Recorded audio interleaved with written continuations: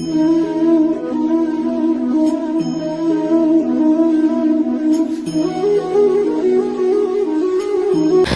श्री कृष्णा, राधे राधे। कैसे हो भक्तों आप सब। स्वागत है आप सबका आपके अपने YouTube चैनल सद्गुण सेवा भक्ति में। कृष्ण परिवार की आप सभी भक्तों पर सदैव कृपा बनी रहे।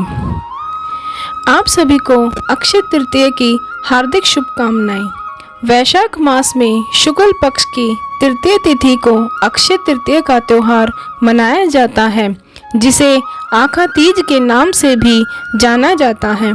अक्षय तृतीया के दिन किए गए सभी शुभ कार्यों, दान, पुण्य आदि का अक्षय फल प्राप्त होता है। अर्थात इस दिन किया गया दान पुण्य कभी भी समाप्त नहीं होता। अक्षय का अर्थ है कभी ना जिसका क्षय हो, अर्थात कभी खत्म ना होने वाला। यह पावन तिथि भगवान श्री हरि, विष्णु और शिव जी को समर्पित है। आइए अब हम जानते हैं अक्षय तृतीया व्रत कथा और पूजा के बारे में।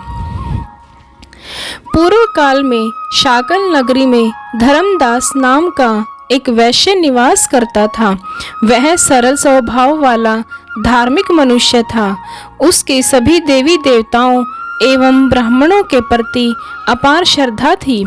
वह सभी देवी देवताओं का पूजन करता था और अपनी शक्ति के अनुसार गरीबों और ब्राह्मणों को दान देता था।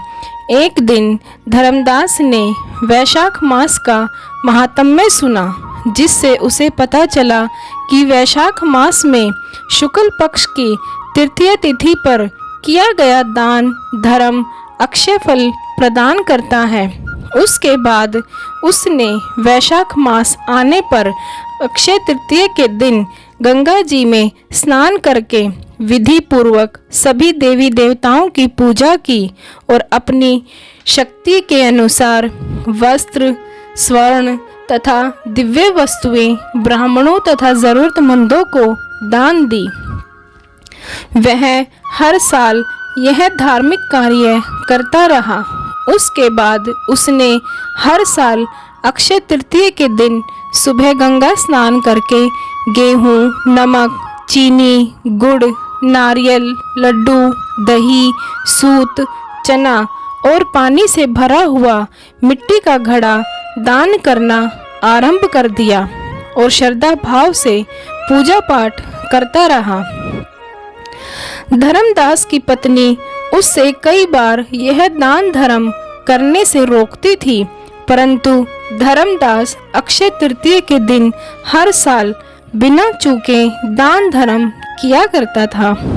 इसी तरह समय बीतने लगा और कुछ सालों के बाद धर्मदास की मृत्यु हो गई।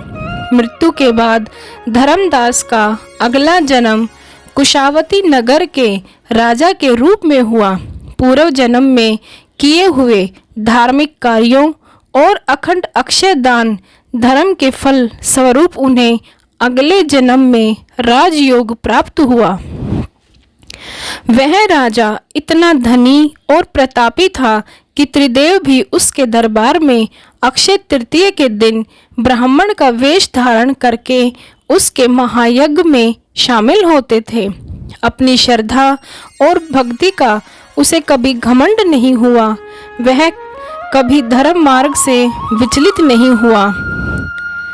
और भी पौराणिक और प्रचलित कथाएं हैं, आइए उनके बारे में भी जानते हैं। अक्षय तृतीया के दिन भगवान विष्णु के छठे अवतार परशुराम जी का जन्म हुआ था। इसलिए आज के दिन परशुराम जयंती भी मनाई जाती है। पौराणिक मान्यता के अनुसार राजा भागीरथ अक्षय तृतीया के पावन दिन ही गंगा मैया को धरती पर लाए थे। हिंदू धर्म में गंगा मैया का विशेष महत्व है। सच्चे दिल से पश्चाताप होने के बाद गंगा नदी में स्नान करने से मनुष्य के सभी पाप नष्ट हो जाते हैं। अक्षय तृतीया के दिन धन दान्य की देवी माता अन्नपूर्णा प्रकट हुई थी। देवी अन्नपूर्णा माता पार्वती जी का ही एक रूप है। अक्षय तृतीया के दिन भक्त देवी अन्नपूर्णा की पूजा करके कामना करते हैं कि उनके धन धान्य के भंडारे सदैव भरे रहें। कुबेर जी ने शिवपुरम में शिवजी की तपस्या करके अक्षय तृतीया के दिन ही उन्हें प्रसन्न किया था और शिव भगवान ने कुबेर जी को वरदान मांगने को कहा। तब कुबेर जी ने अपना सारा धन और संपत्ति पुनः प्राप्त करने का वर मांगा। तब शिवजी भगवान ने माता लक्ष्मी का पूजन करने की सलाह दी। तब कुबेर जी ने माता लक्ष्मी की आराधना की। उनकी भक्ति से खुश होकर माता लक्ष्मी ने उनकी इच्छा को पूर्ण किया और उन्हें धन का देवता बना दिया। उसी दिन से अक्षय तृतीया पर लक्ष्मी पूजन की प्रथा शुरू हो गई। इसी दिन लक्ष्मी यंत्र की पूजा का भी विशेष महत्व है।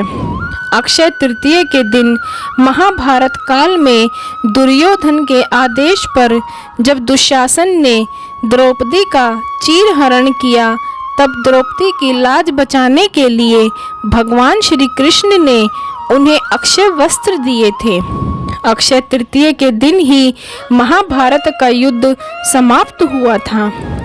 महाभारत के अनुसार अक्षय तृतीया के दिन ही भगवान श्री कृष्ण ने वनवास के दौरान पांडवों को अक्षय पात्र भेंट किए थे।